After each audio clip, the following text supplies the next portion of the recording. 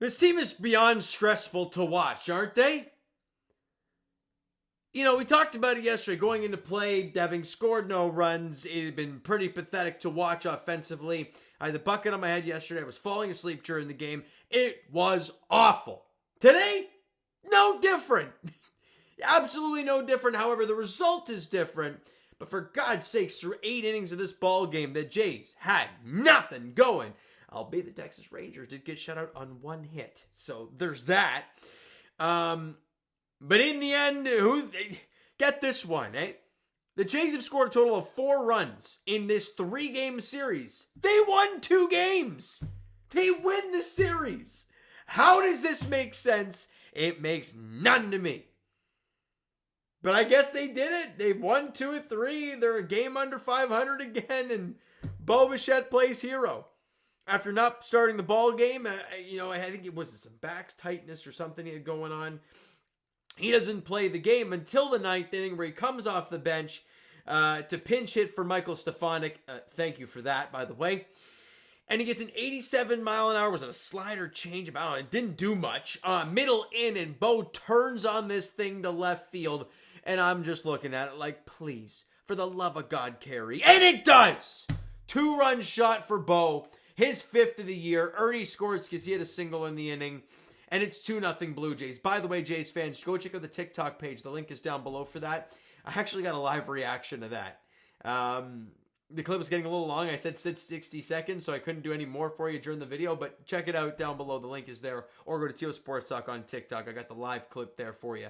My live reaction of the Bo homer. So if you want to go check that out, that's awesome. If not, totally fine. But regardless of that, Bo hits the 2-run shot. The Jays get 8 hits, which it feels like a lot, right? But it's just not.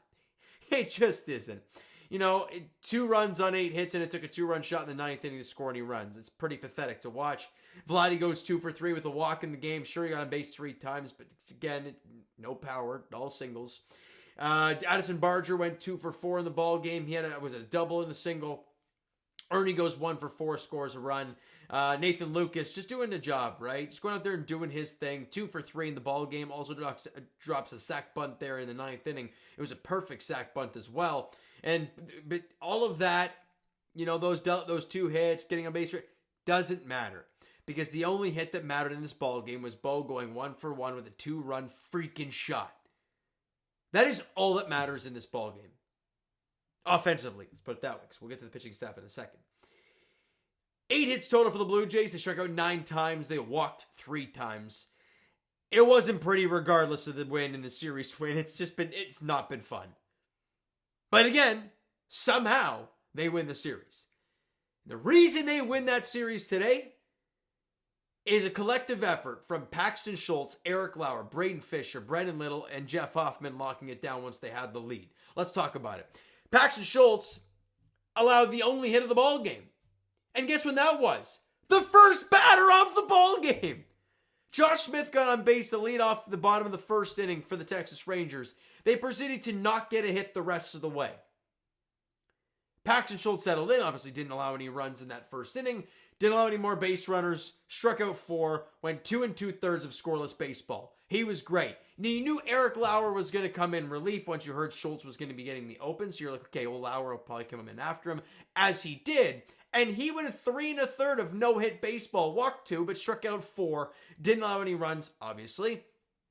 And you just got, 6 innings out of Paxton Schultz and Eric Lauer of 1-hit ball, 8 punch-outs, and no runs allowed.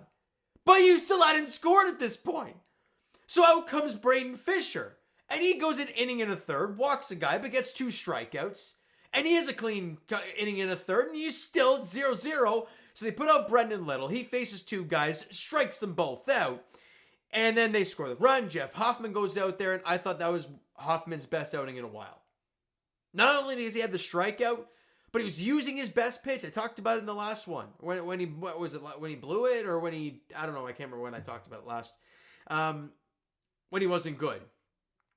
And he's using his 2nd or 3rd best pitch. Dude, you throw 97, 98, bud. Use it. And the second at bat, the one that got Corey Seager to strike out, that's the at bat that I look at and I'm like, okay, that was good.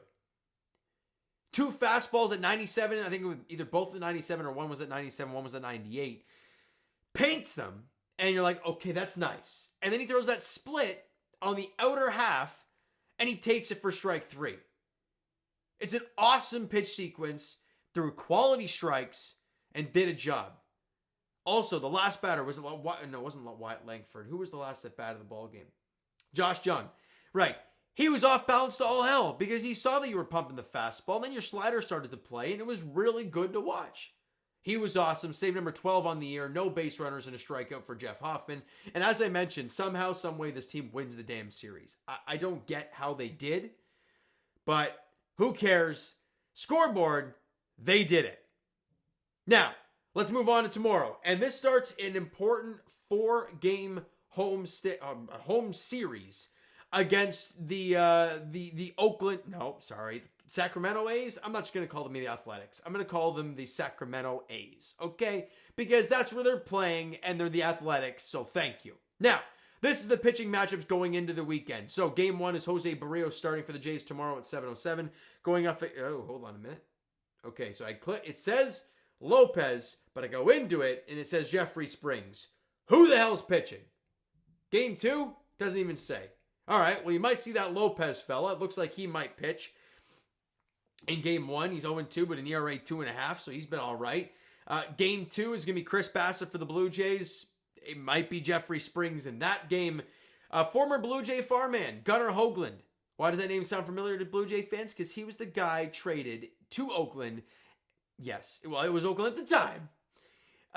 In exchange for Matt Chapman a few years ago. Kevin Gausman's going to go in that game on Saturday afternoon. And then J.P. Sears versus Bowden Francis in the finale on Sunday afternoon. Let's be honest, Jays fans. The A's have not been good. They're 1-9 in the last 10. They're 10 games under 500. They did okay start. They have been downright pathetic since then. 3 of 4, I don't care how bad this offense has been recently, 3 of 4 must happen. You don't do that and you split a 2-2 at home, it's not good enough. You got to leave that series over 500. Because if you do that, you go 3-1, you'd be a game above the 500 mark. You got to do it.